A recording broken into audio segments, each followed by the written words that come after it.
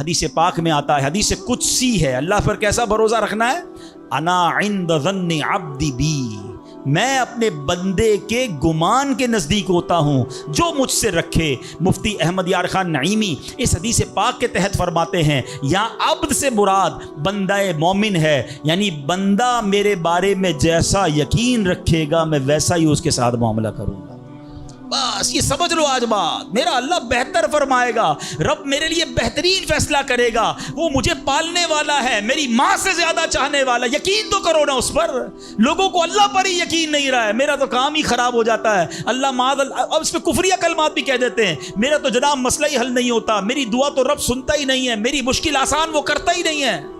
تم کھڑے نہیں ہو سکو گے، تم اللہ پر، اللہ سے بدگمان نہ رہنا۔ اللہ کرے کہ انسان یہ سمجھ جائے کہ مجھے رب پر اچھا گمان رکھنا ہے۔ شاعر کہتے ہیں نا، جو سوچتا ہوں وہی بات ہونے لگتی ہے۔ پوچھو پازیٹیو لوگوں سے، ان کے ساتھ پازیٹیو جب سوچتے ہیں پازیٹیو ہونے لگتا ہے۔ جو سوچتا ہوں وہی بات ہونے لگتی ہے، جڑا ہوا ہے زمانہ میرے گمان کے ساتھ۔ اچھا سوچو گے تمہیں اچھا ملے گا۔ اب غور فرمائیے، جب یہ ذہنی بندہ بنا لے یار سچ سے کاروبار نہیں چلتا، تو پھر آپ کو برکت کاروبار میں کیسے ملے گی؟ پہلے ہی آپ نے یقین کر لیا ہے۔ جب یہ ذہن بنا لے کہ نماز کے لیے وقت نکالا تو کام میں نقصان ہو جائے گا، تو پھر کام میں ترقی بھی نہیں ملے گی۔ اب ذہن بنا لیا کہ ترقی کے لیے صرف دنیا کی ڈگریاں کمانی ہیں، تو پھر قرآن کریم کی برکات کہاں سے نصیب ہوں گی؟ جب یہ ذہن بنا لیا کہ آج نیکی کا دور ہی نہیں ہے، کچھ لوگوں کا ذہن بن گیا ہے بھائی جناب کوئی نیکی کا دور نہیں ہے، تو پھر نیکی کی برکت بھی نہیں ملے گی۔ ذہن پازیٹیو رکھیں، ذہن اچھا رکھیں، انشاءاللہ آپ دیکھیں آپ کے ساتھ اچھا ہونا شروع ہو جائے گا۔ میرے پاس وقت کم ہے، ورنہ اس پر تو پوری ریسرچ موجود ہے۔ آپ پازیٹیو سوچتے ہیں تو پازیٹیو انرجیز آپ کی طرف متوجہ ہو جاتی ہیں۔ اب تو سائنس بھی کہتی ہے نیگیٹو سوچتے ہیں تو نیگیٹو انرجیز آپ کی طرف متوجہ ہوتی ہیں، آپ ڈی مورلائز ہونا شروع ہو جاتے ہیں، آپ کے حوصلے ٹوٹنا شروع ہو جاتے ہیں۔ اور جس کو ول پاور کہا جاتا ہے، جس کو اچھا سوچنا کہا جاتا ہے، اگر بندہ یہ کرنا شروع کر دے پھر دیکھیں اس کے کام کیسے بن جاتے ہیں۔ تو اللہ کرے کہ اب یہ بات سمجھ آ جائے کہ ہمیں اپنے رب سے انشاءاللہ یقین حاصل کرنا ہے۔ حضرت خالد بن معدان رحمۃ اللہ تعالی علیہ فرماتے ہیں تعلموا الیقین کما تعلموا القرآن، یعنی یقین کو بھی ایسے ہی سیکھا کرو جیسے قرآن سیکھتے ہو۔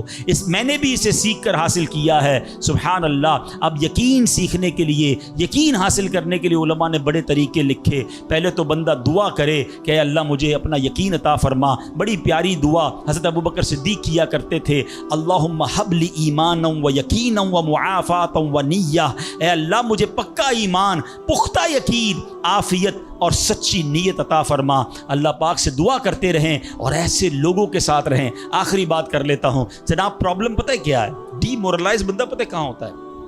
اس کا یقین متزلزل کب ہوتا ہے؟ وہ کیسے شک اور شبے والی لائف میں آ جاتا ہے؟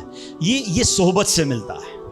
آپ جب اللہ پر پکا یقین کرنے والے لوگوں میں بیٹھتے ہیں نا، آپ کا یقین بھی بڑھنا شروع ہو جاتا ہے۔ یار اس کو اللہ پر کتنا بھروسہ ہے، بیمار ہے پھر بھی کہتا ہے میرا رب کریم ہے، پریشان ہے پھر بھی کہتا ہے اللہ کی رضا پر راضی ہوں، میرا رب سب ٹھیک کر دے گا۔ جب ایسے لوگوں کے ساتھ آپ بیٹھتے ہیں نا، آپ کا یقین توکل بھی مضبوط ہونا شروع ہو جاتا ہے، بندہ اسٹرانگ ہونا شروع ہو جاتا ہے۔ اور جب بندہ بیٹھتا اٹھتا ہی ایسے لوگوں میں ہے جو ہر وقت مایوسی کی باتیں کرتے ہیں، ہر وقت جناب آنے والے خطرات اور پریشانیوں کا ہی ذکر کرتے رہتے ہیں، ارے بھائی کچھ نہیں ہونا، سب برباد ہو گیا ہے، سب ختم ہو گیا، ان کے پاس جب بیٹھو ایسا لگتا ہے سب کچھ تباہ ہونے والا ہے۔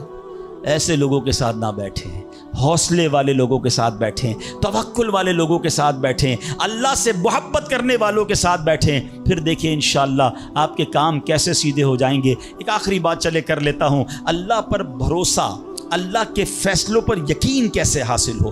مجھے یہ کیسے پتہ چلے کہ یار یہ چیز میرے لیے بہتر ہے؟ میں نے کئی بار اپنے بیانات میں یہ اگزامپل دی ہے، میں دوبارہ دے دیتا ہوں، شاید کسی کے دل پر اثر کر جائے۔ میں مثال دیتا ہوں، ہمیں بعض اوقات بندہ پتہ ہے اللہ سے یقین کہاں ٹوٹتا ہے؟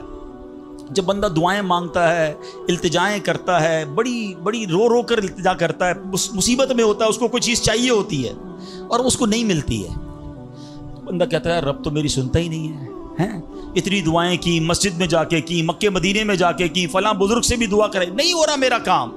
جب بندے کا کام نہیں ہوتا نا تو اس کو لگتا ہے کہ یار میں اللہ پر کیسے بھروسہ کروں؟ یہاں جا کر شیطان حملہ کرتا ہے۔ اب آئیے اس وسوسے کو کیسے ختم کریں. آپ میں سے کئی ایسے مجھے نظر آ رہے ہیں جو والد ہوں گے یا بڑے بھائی ہوں گے. آپ کا کوئی چھوٹا بیٹا یا چھوٹا بھائی ہو اور بیمار ہو جائے, اس کو بخار ہو جائے, گلا خراب ہو جائے, اور وہ رونے لگے کہ ابو میں نے آئس کریم کھانی ہے, میں نے ٹھنڈا شربت پینا ہے. اچھا بتائیے, آپ اسے ٹھنڈا شربت پلائیں گے؟ ہیں, وہ رو رہا ہے آپ کے سامنے, آئس کریم کھلائیں گے اسے؟ جواب دیجئے. نہیں, وہ رونے دیں گے آپ اس کو. آپ کا ایک دوست برابر میں بیٹھا ہو اور کوئی کہے یار کیسے ظالم ابو ہیں, بچہ رو رہا ہے, دے دینا اسے آئس کریم. تو آپ ایک جواب دیتے ہیں, میں والد ہوں, مجھے پتا ہے اس کو کب کیا دینا ہے. ایسا ہی ہے نا. اب ذرا دل پر ہاتھ رکھ کے میرا جملہ سننا, تم والد ہو, تمہیں پتا ہے بیٹے کو کب کیا دینا ہے.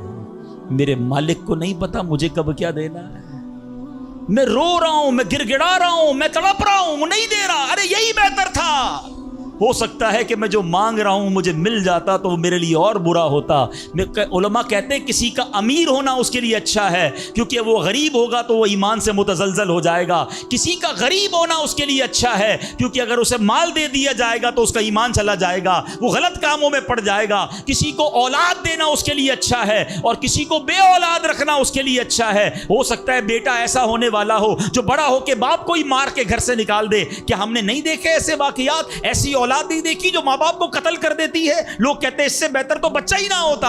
ارے رب بہتر جانتا ہے مجھے کیوں بیٹا نہیں مل رہا, مجھے کیوں بیٹی نہیں مل رہی, مجھے کیوں اولاد نہیں ہو رہی, مجھے کیوں مال نہیں مل رہا, میں اب تک گھر کیوں نہیں لے سکا. ہو سکتا ہے میرے رب نے اس کے بدلے میرے لیے بہت ساری نعمتیں رکھی ہوں. کاش یہ بات سمجھ آ جائے. مجھے ایک بات بتاؤ نا, میری ماں, آپ کی ماں, دنیا میں سب سے زیادہ ہم سے پیار کون کرتا ہے؟ ہماری ماں کرتی ہے. کبھی ماں ہمارے لیے غلط فیصلہ کر سکتی ہے؟ نہیں کر سکتی. ارے جو ماں میرا اچھا سوچتی ہے, اس ماں کے دل میں جس نے ممتا ڈالی ہے, جو کروڑوں ماؤں سے زیادہ مجھے چاہنے والا ہے, وہ میرے بارے میں کیوں نہ اچھا فیصلہ فرمائے گا. کاش یہ یقین آ جائے کہ جو رب نے کیا ہے وہی بہتر کیا ہے. سبحان اللہ. زندگی کا ایک اصول بنا لو, میرا کام, جب آپ کا کام ہو جائے نا تب بھی کہو اللہ کا شکر ہے, اور جب کام نہ ہو کہو جب بھی اللہ کا شکر ہے.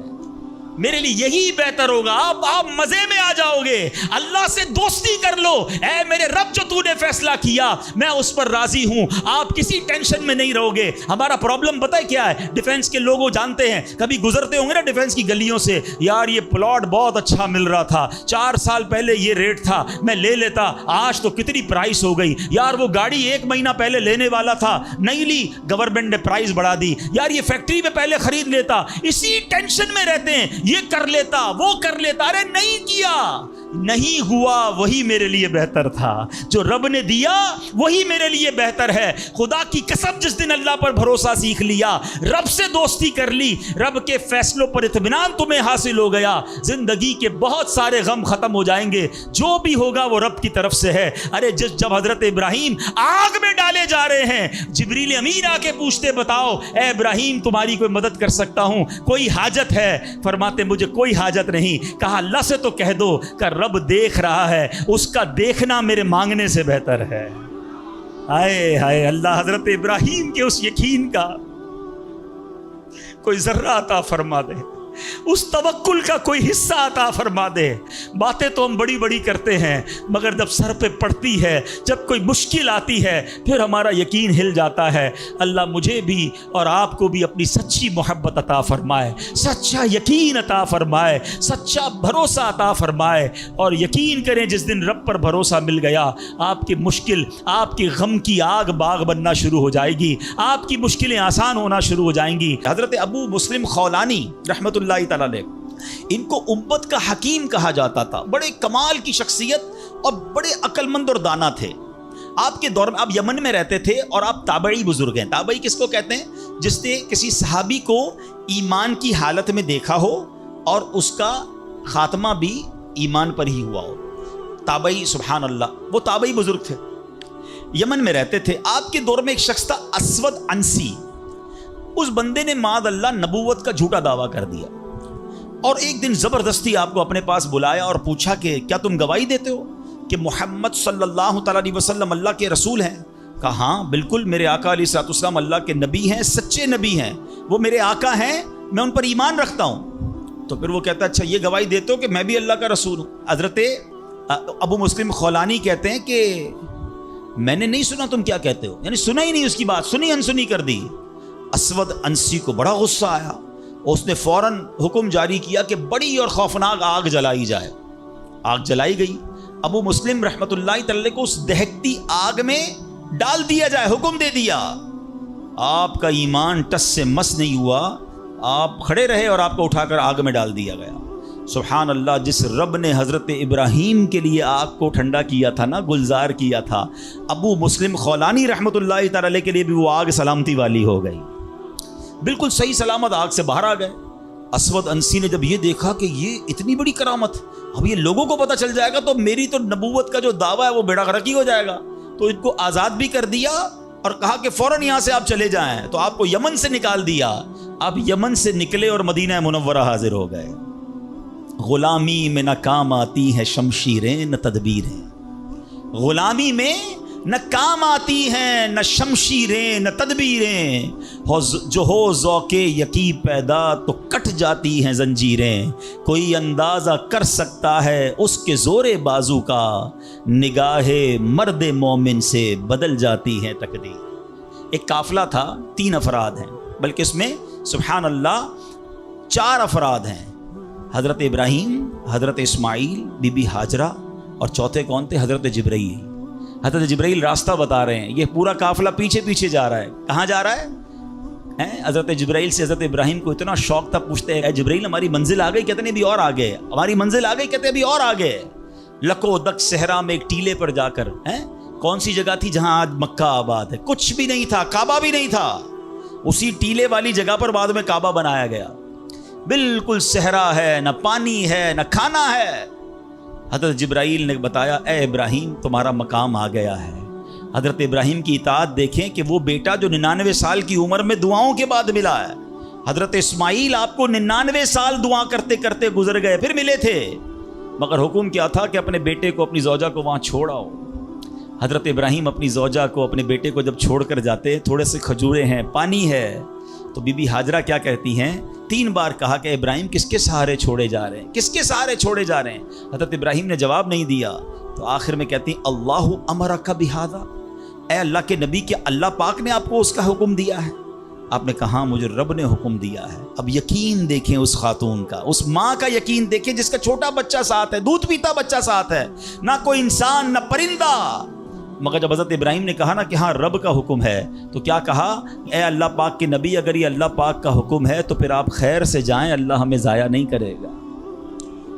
رب کا حکم ہے نا، پھر کھانا بھی اسی نے دینا ہے، پانی بھی اس نے دینا ہے، ہماری حفاظت بھی اسی نے کرنی ہے۔ آئے ہائے، یقین کیسا تھا کہ وہ رب رحمان قدرتوں والا ہے۔ اللہ وہ ہے جو مردے سے زندہ نکال سکتا ہے، اللہ وہ ہے جو دن سے رات کو بناتا ہے، رات سے دن کو بناتا ہے، اللہ پاک وہ ہے جو بنجر زمین کو سرسبز و شاداب بنا دیتا ہے، یہ وہی رب ہے جو صحرا سے چشمے نکال دیتا ہے۔ اللہ پر یقین تھا کہ اگر پانی نہیں تو کیا ہوا، پانی بھی اسی کی نعمت ہے، وہی عطا فرمانے والا ہے۔ ارے یہاں کھانا نہیں تو کیا ہوا، رزق دینے والا تو موجود ہے، سبحان اللہ۔ اور ایسا ہی ہوا، کہا اب خیر سے جائیے، اللہ ہمیں ضائع نہیں کرے گا۔ کیا خوبصورت شعر ہے نا، یقین مثل خلیل آتش نشینی، یقین مثل خلیل آتش نشینی، یقین اللہ مستی خود گزینی، سن اے تہذیب حاضر کے گرفتار، غلامی سے بدتر ہے بے یقینی۔ کیا ترجمہ ہوا اس کا معنی کیا ہوا؟ یقین کیا ہے؟ حضرت ابراہیم کی طرح بے خطر، بغیر ڈرے آگ میں کود جانے کا نام یقین ہے۔ یقین کیا ہے؟ محبت الہی میں غرق ہو جانا اور اپنے آپ کی اصلاح میں لگ جانا یقین ہے۔ اے دور حاضر کی تہذیب کے دیوانوں، بے یقینی جو ہے وہ غلامی سے بھی بری چیز ہے۔ آج بے یقینی کی فضا کیسی ہے، یقین ہی نہیں ہے کسی کو، تذبذب، ٹینشن، اللہ پر، دین پر، اپنے دنیا کے معاملات پر یقین ہی نہیں ہے کسی کو، ہر وقت فکروں میں گھرا ہوا ہے۔ اے میرے پیارے اسلامی بھائیوں، آج غربت عام ہے، مشکلات ہیں، ہر دوسرا آدمی مشکلات میں پھنسا ہوا ہے، لڑائی جھگڑے ہیں، نا اتفاقی ہے، دنیا میں کئی جگہ تو مسلمان بیچارے ظلم و ستم کا شکار ہیں۔ اللہ پاک ان کی غیب سے مدد فرمائے۔ الحمدللہ مسلمانوں نے तारीख में शानदार कारनामे सर अंजाम दिए हैं। अल्लाह करीम ने मुसलमानों को बड़ी शान और शौकत से नवाजा है, मगर अब हालात किसी और तरह के चल रहे हैं। कभी गौर किया इसकी वजह क्या है? इस पर तज्जिया किया जाए तो एक बड़ी वजह सामने ये आती है कि मुसलमानों में बेयकीनी बढ़ा दी गई है। प्यारे आका मक्की मदनी मुस्तफ़ा सल्लल्लाहु अलैहि वसल्लम का ज़रा फरमान सुनिए। मशहूर सहाबी हज़रत अबू हुरैरा रज़ियल्लाहु तआला अन्हु इस हदीस के रावी हैं। रसूल ज़ीशान मक्की मदनी सुल्तान सल्लल्लाहु अलैहि वसल्लम ने फरमाया, मा अखाफ अला उम्मती इल्ला ज़अफ़ल यकीन। आका फरमाते मुझे अपनी उम्मत पर खौफ नहीं है मगर यकीन की कमज़ोरी का, यानी और कोई खौफ नहीं है। ये उम्मत ऐसा नहीं होगा कि शिर्क में मुब्तला हो जाएगी। फरमाया मेरी उम्मत अल्लाह पाक का इनकार नहीं करेगी, हाँ मेरी उम्मत को जो बड़ा मसला दरपेश होगा उनका यकीन कमज़ोर हो जाएगा, उनका भरोसा कमज़ोर हो जाएगा। एक और हदीस पाक सुनिए। आका फरमाते हैं, नजा अव्वलु हादिहिल उम्मा बिल यकीनी वज़्ज़ुहद। इस उम्मत के पहले लोग यकीन और दुनिया से बेरग़बती के ज़रिए नजात पा गए। व यहलिकु आखिरु हादिहिल उम्मा बिल बुख़्लि वल अमल। और इस उम्मत के जो आखिरी लोग होंगे कंजूसी और लम्बी उम्मीदों के सबब हलाक हो गए। पहले वाले यकीन की वजह से कामयाब हो गए। कैसा यकीन था? 313 थे ना, मगर भरोसा रब पर कैसा था कि फरिश्तों की फौज मदद के लिए आ जाती है। और बाद वाले फरमाया कंजूसी होगी, लंबी उम्मीदें होंगी। कंजूसी क्यों होती है? माल खर्च करूंगा खत्म हो जाएगा, यकीन नहीं है ना, ये पैसे चले जाएंगे, ज़कात नहीं देते लोग, अल्लाह की राह में खर्च नहीं कर रहे, लंबी उम्मीदें बनाई, यकीन नहीं है।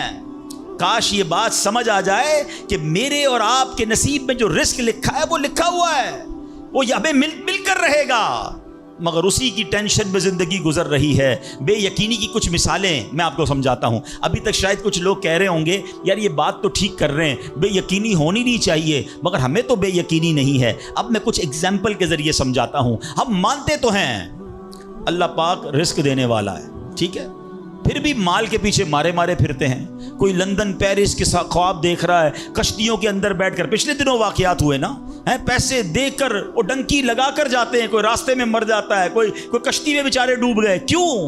यकीन नहीं है, इधर पैसे नहीं मिलेंगे उधर पैसे मिलेंगे, किसी तरह उधर चला जाऊं या मर जाऊंगा भूखा।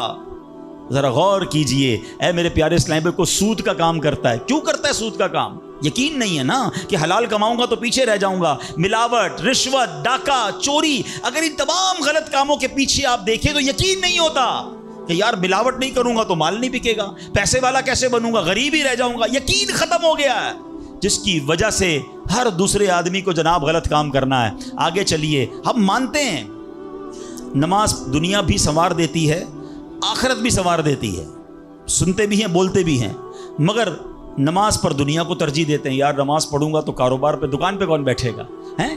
नमाज पता है आखिरत और दुनिया संवार देगी, यकीन नहीं है। इसी तरह हम मानते हैं कि मुसलमान की तरक्की कुरान पर अमल करने में है, मगर ना कुरान खुद पढ़ते हैं ना अपने बच्चों को पढ़ाते हैं। हम मानते हैं कि अल्लाह पाक दुआएं कबूल फरमाता है, मगर बेयकीनी है, अब तो दुआ मांगते नहीं हैं, और मांगते हैं तो यकीन ही नहीं होता।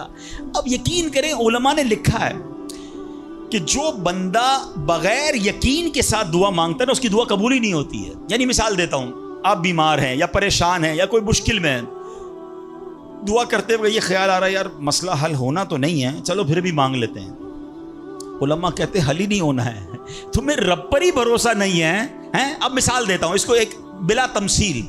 आपका कोई मुलाजिम है, उसको पैसों की ज़रूरत है, और वो आपके पास आके कहता है साहब 5,000 रुपये की ज़रूरत है, मुझे लगता तो नहीं आप देंगे, चलें फिर भी आपसे मांग ही लेता हूँ। आप बताएं आप उसको पैसे देंगे या डांट देंगे कि जब तुम्हें मुझ पर यकीन ही नहीं है तो आए क्यों मेरे पास, मुझे लगता तो नहीं आप मेरी मदद करेंगे, चले फिर भी आपसे कह देता हूँ मेरी मदद। पहले ही आपने उस बंदे को नाराज़ कर दिया ना। हम कहते नहीं हैं, मगर हमारी बेयकीनी ये कह रही होती है और अल्लाह से दुआ कर रहे होते हैं कि अल्लाह मुझे उम्मीद तो नहीं तू देगा, फिर भी मैं मांग रहा हूँ। तौबा तौबा तौबा। यकीन पता है कैसे काम करवाता है? एक बड़ा प्यारा वाक़या है। एक गांव में बारिश नहीं हो रही थी और लोग प्यासे मर रहे थे, कई साल हो गए बारिश नहीं हो रही थी। आखिरकार गांव वालों ने प्लान किया कि सारे गांव वाले जमा होते हैं और मिलकर दुआ करते हैं, नमाज इस्तिस्का, और उसका एक पूरा तरीका है दुआ का। एक कतरा बारिश का नहीं पड़ रहा था, मवेशी भी प्यासे, लोग भी प्यासे, कुएं भी सूख गए थे। अब जब ग्राउंड में लोग जमा हुए ना, तो एक नौजवान हाथ में छतरी लेकर आया। लोग उसका मजाक उड़ाने लगे, अरे अल्लाह के बंदे سالوں ہو گئے بارش نہیں ہوئی ہیں، تم چھتری لے کر آئے ہو؟ تو کہتا مانگنے کس سے آیا ہوں؟ اس رب نے بارش تو دینی ہے، واپسی کیا بھیگتا ہوا جاؤں گا؟ اور علماء کہتے ہیں جب دعا شروع ہوتی ہے تو اتنی بارش ہوتی ہے کہ پورا گاؤں بھیگتا جاتا ہے، وہ نوجوان چھتری کے سائے میں جا رہا ہے۔ فرمایا یہ اس نوجوان کا یقین تھا جس کی وجہ سے یہ بارش ہوئی ہے۔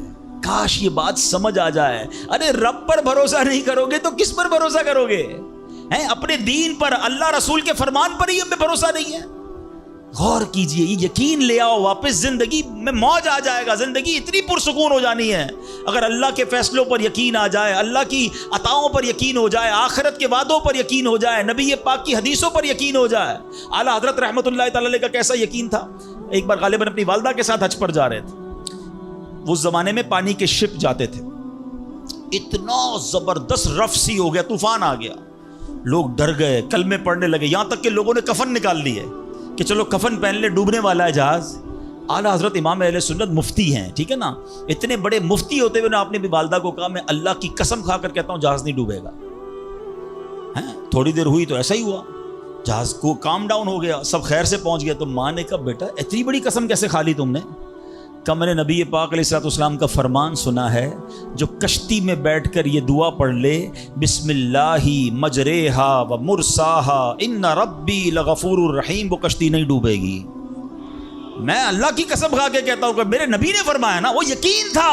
ہم کتنی بار دعا پڑھتے ہیں مگر دعا پڑھ کے بھی کہتے ہیں پتہ نہیں قبول ہوگی نہیں ہوگی، پڑھ لیتے ہیں۔ یہ والی چیز نکال دیں۔ وظیفے ہمارے کیوں نہیں لگتے؟ لوگ کہتے ہیں وظیفہ پڑھ رہا ہوں مسئلہ نہیں ہو رہا، تعویذ لیا پھر بھی مسئلہ۔ تعویذ پہنتے وقت بھی خیال ہی ہوتا ہے چلو یار پہن لیتے ہیں، پتہ نہیں ہونا ہے نہیں ہو تو کچھ نہیں ہونا۔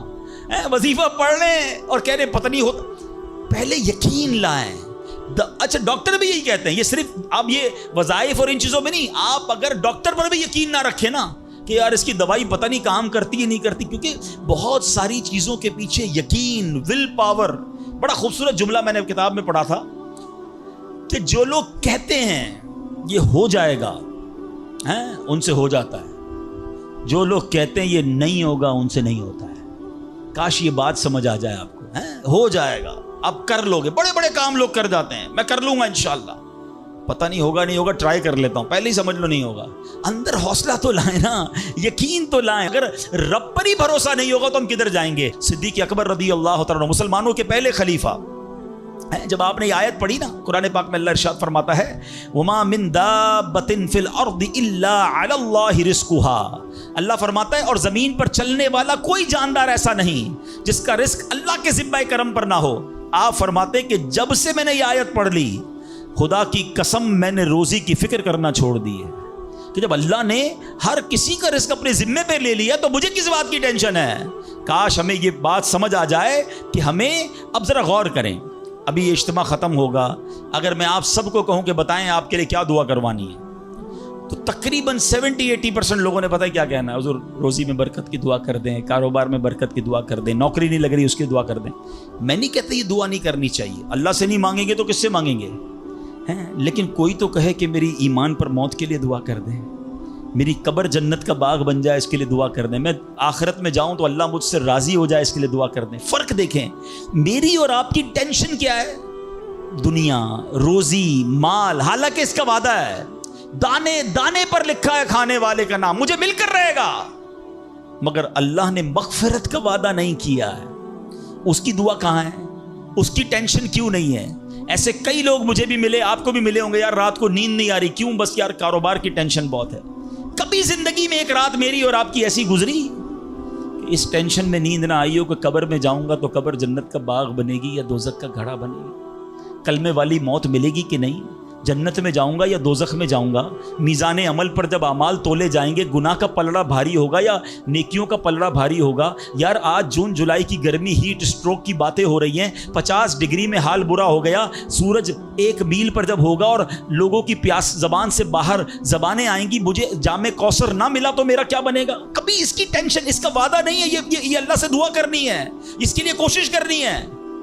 ساری زندگی ایک ہی ٹینشن، چھوٹا گھر ہے تو بڑا کرنا ہے، کاروبار کو وسیع کرنا ہے، اور آمدنی. اور میں نہیں کہتا دعا نہ کریں، کوشش نہ کریں، خدا نہ خواستہ اس کا کوئی یہ مطلب نہ لے کہ چلو بھائی اب تو اللہ نے اپنے ذمہ کرم پر لے لیا تو اب کوئی کام کاج نہیں کرنا. نہیں، دنیا عالم اسباب ہے، اسباب کا کشکول لے کر بارگاہ الہی میں جانا ہے اور توکل والے انداز میں دعا کرنی ہے، تو اپنی رحمت کے سمندر سے ہمارے اسباب کے کشکول میں وہ ہماری روزی عطا فرمائے گا.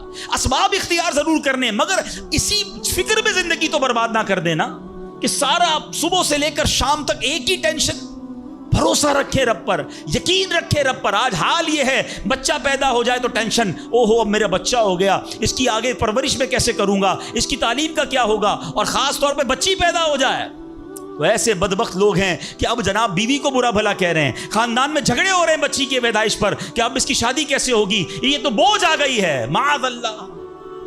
سمجھ نہیں آتی کہ جس رب نے بچی دی ہے انشاءاللہ رزق بھی وہی دے گا، اسباب بھی وہی دے گا. ارے جب اس نے مجھے پالا ہے وہ اس کو بھی پالے گا. کیا خوبصورت بات علماء نے لکھی، جو رب ہاتھی کو من اور چونٹی کو کن دے سکتا ہے وہ مجھے بھی میرا رزق عطا فرمائے گا. آپ ذرا سوچے تو صحیح، کس کس کو رزق دیتا ہے. حدیث پاک کا مضمون ہے تم اللہ پر بھروسہ کرو، جیسا بھروسہ کرنے کا حق ہے وہ تمہیں ایسے روزی دے گا جیسے پرندوں کو روزی دیتا ہے. پرندوں کو سمجھتے کتنی کیسے روزی ملتی ہے؟ کبھی گھونسلے دیکھیں پرندوں کے؟ اچھا پہلے تو یہ نہیں پتا، کراچی والوں کو تو پرندے دیکھنے کو نہیں ملتے. ہم نے درخت کاٹ کے پورا شہری کنکریٹ کا جنگل بنا دیا. ورنہ یہ پوچھے بزرگوں سے، ہم بھی چھوٹے تھے تتلیاں بھی دکھتی تھیں، صبح مدرسے اسکول جاتے تھے تو کوئل کی آواز بھی آتی تھی. اب تو کراچی والوں کے ہارن کی آواز آتی ہے ہم کو. اب تو یہ پرندے بھی چلے گئے. کہاں چلے گئے؟ ہم نے درخت کاٹے، ہمیں اندازہ ہی نہیں کہ درخت ہے کیا. آج گاڑی پارک کرنے کے لیے ہر بندہ درخت کا سایہ ڈھونڈ رہا ہے مگر درخت لگاتا نہیں ہے. کاش یہ بات سمجھ آ جائے کہ جتنے درخت لگتے جائیں گے شہر یا ملک خوشگوار بھی ہوگا، موسم بھی کول ڈاؤن ہو جائے گا. یہ جو آج ہم کہتے ہیں نا اتنی گرمی بڑھتی جا رہی ہے، اس کی ایک بڑی وجہ یہ ہے، یہ میرا موضوع نہیں ہے، لیکن جو موسم کا تغیرات، کلائمیٹ ڈس آرڈر ہے. کاش یہ بات سمجھ آئے کہ پلانٹیشن نہیں ہم کر رہے، ہم پودے نہیں لگاتے بلکہ پودے کاٹ دیتے ہیں. کتنے درخت کاٹے، کتنے جنگل ختم کر دیے ہم نے. الحمدللہ دعوت اسلامی کا شعبہ FGRF، اب پلانٹیشن ہم کرتے چلے جا رہے ہیں. 30 لاکھ پودے لگائے مگر یہ تھوڑے ہیں. کاش میری یہ بات لوگ سن رہے ہوں کہ اگر آپ نے اپنے آنے والی نسلوں کو خوشگوار موسم دینا ہے، اچھے حالات دینے ہیں، ٹھنڈی چھاؤں دینی ہے، آکسیجن کی فیکٹریاں دینی ہیں، تو ہم سب کو کم از کم ایک پودا لگانا چاہیے. 24 کروڑ پاکستانی سب صرف ایک پودا لگائیں اور اس پودے کو درخت بنائیں. صرف پودے کو بچے کی طرح پالیں. آپ یقین کریں ہمارا ملک ایک پورا ملکی باغ بن جائے گا. تو اب ذرا سوچیں کہ ہمیں یہ بات سمجھنی ہے کہ یہ گھونسلے، یہ جو حدیث میں سنا رہا تھا بات کہاں سے چلی کہ اللہ پرندوں کو کیسے رزق دیتا ہے. آپ کو پتہ پرندے کتنے؟ ایک تحقیق کے مطابق اس دنیا میں جتنے انسان ہوتے ہیں نا ملٹی پلائی بائی 10 جانور ہوتے ہیں. اگر 800 کروڑ انسان ہیں، 8 ارب کے قریب آبادی ہو گئی دنیا کی، 800 کروڑ 8 ارب، تو آپ سمجھو کہ 80 ارب جانور ہیں دنیا میں. اور کہا جاتا ہے ملٹی پلائی بائی 10 کریں اس کو تو اتنے پرندے ہوتے ہیں. یعنی اس کا مطلب 800 ارب کم و بیش پرندے ہیں دنیا میں. آپ نے پرندوں کے گھونسلے دیکھے کبھی؟ یہ جب گھر سے صبح اڑتے ہیں نا اپنے گھونسلے سے، سب کے پیٹ خالی ہوتے ہیں. گھونسلے میں کوئی کبڈ نہیں ہوتی ہے، کوئی شام کا دوسرے دن کا چارہ نہیں ہوتا ہے، بچے چھوٹے چھوٹے چھوڑ کر جاتے ہیں. مگر یہ 800 ارب پرندے جب شام کو گھونسلے میں آتے ہیں اللہ سب کو رزق دے چکا ہوتا ہے. کوئی پرندہ دنیا میں بھوکا نہیں سوتا. کیا خوبصورت بات. سمجھو اس کا مزہ لو نا. رب ہاتھی کو من دیتا ہے، اس کو ہاتھی کو کتنا کھانا چاہیے؟ دنیا میں کتنے ہاتھی ہوں گے؟ اس کو روز کے منو کھانا مل جاتا ہے. اور چونٹی کو کن چاہیے ہوتا ہے چھوٹا سا، وہ رب اس کو کن بھی دے دیتا ہے، پرندوں کو روزی دے دیتا ہے. اور جو اشرف المخلوقات ہیں وہ ٹینشن کھا رہے ہیں، وہ کبھی بلڈ پریشر کی گولی تو کبھی شوگر کی گولی، کبھی ڈاکٹر کے پاس. ٹینشن بہت ہے ڈاکٹر صاحب 2 سال بعد کیا ہوگا، مارکیٹ ڈاؤن. ارے بھائی تب سب چیزوں کا وعدہ ہے اور تم اس ٹینشن میں رہ گئے. ارے یہ کوشش کرنی تھی تو آخرت کی کرنی تھی، اللہ کو راضی کرنے کی کرنی تھی. لیکن ان تمام باتوں کے باوجود جیسے میں نے کہا نا کہ چھوڑنا نہیں ہے کام کاج. کچھ بے وقوف لوگ یہ سمجھ رہے ہوتے ہیں ایسا نہیں ہوگا. بڑی خوبصورت ایک بات اور کر دوں کہ اللہ پر بھروسہ کیسا کرنا ہے. ایک صوفی بزرگ شیخ سعدی لکھتے ہیں کہ ایک شخص تھا گھر سے محنت مزدوری کے لیے کام کاج کے لیے نکلا. اس نے دیکھا کہ ایک لومڑی ہے، اندھی ہے، اپاہج ہے، نہ دیکھ سکتی ہے نہ چل سکتی ہے. وہ حیران ہو گیا, ہاتھ پیر بھی نہیں, آنکھیں بھی نہیں, یہ لومڑی کھاتی کہاں سے ہے, چیک کرتا ہوں. تھوڑی دیر بیٹھا تو ایک شیر آیا. شیر نے کہیں سے شکار کیا تھا, وہ اپنا شکار لومڑی کے آگے ڈال دیا. اندھی لومڑی, اس نے جو کھانا تھا کھایا, باقی شیر لے کے چلا گیا. اس نے کہا کمال ہے جناب, اپاہج لومڑی کو رب رزق دیتا ہے تو مجھے کیا ضرورت ہے نوکری کرنے کی, مجھے کیا ضرورت ہے کام کاج کرنے کی. جا کے بیٹھ گیا مسجد میں, 3 دن ذکر کرتا رہا, عبادت کرتا رہا, ایک دانہ کھانے کو نہیں ملا. اللہ اللہ اللہ اللہ کر رہا ہے. اس کے بعد جب بھوک سے بحال ہو گیا تو اللہ سے فریاد کی, یا اللہ مجھے کوئی رزق نہیں ملا. کیا شاندار ارشاد ہوتا ہے, ابھی کیسا زبردست جملہ ہے. ارشاد ہوا تو نے لومڑی دیکھی ہے, شیر نہیں دیکھا ہے. لومڑی کیوں بننا ہے, شیر بننا, اپنا رزق بھی کما اور دوسرے کو کھلانے والا بن جا. کچھ لوگ سمجھتے مجھے کوئی اور کھلا ہے, میرا بھائی کما رہا ہے, میں گھر میں بیٹھا مزے کرتا رہا ہوں. نہیں, فرمایا ایک بلکہ واقعہ آتا ہے, ایک بزرگ کے بارے میں آتا ہے. ایک شخص گیا, کہا میں نمازیں پڑھ رہا ہوں, عبادت کرتا ہوں, میرا بھائی مجھے سپورٹ کرتا ہے, وہ روزی کماتا ہے. فرمایا تیرا بھائی تجھ سے زیادہ افضل ہے. اللہ کو یہ پسند ہے کہ بندہ اپنے ہاتھ سے کمائے, کسی پہ ڈیپینڈیبل نہ رہے, کسی پر بوجھ نہ رہے. یہ شریعت کو محمود ہے. کوشش کرنی ہے, پھر اس کے بعد اللہ پر چھوڑ دینا ہے.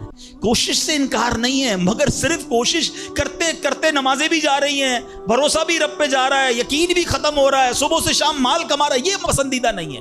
تو ان دونوں چیزوں میں فرق کرنا ہے اور اللہ پر یقین رکھنا ہے. پھر دیکھیں انشاءاللہ کیسے دنیا اور آخرت کی برکتیں ملتی ہیں.